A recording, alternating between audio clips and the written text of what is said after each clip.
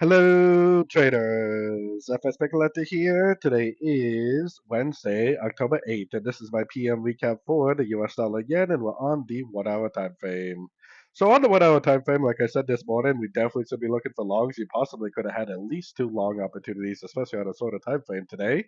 Now, if it does break down, which for me would be right here, the first thing I would do is show my Fibonacci retracement from here to here, because the higher time frames definitely make us think that this move up is not complete. We are right in between two Fibonacci levels from the daily and the weekly time frame.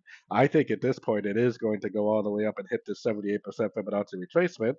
It's probably not just going to go up in one straight line. I'm sure there will be some pullbacks along the way. So if it does break down, throw your Fibonacci retracement on there, look for three-way pullbacks, and look for more entries to go long. If it doesn't, it just goes down to structure and rejects structure. It could possibly just keep on making higher highs, higher lows. It doesn't necessarily have to break structure to the downside on this 1 hour time frame. So anyways, don't forget to check out my website linked over here in the corner. And as always, thank you for watching and happy trading.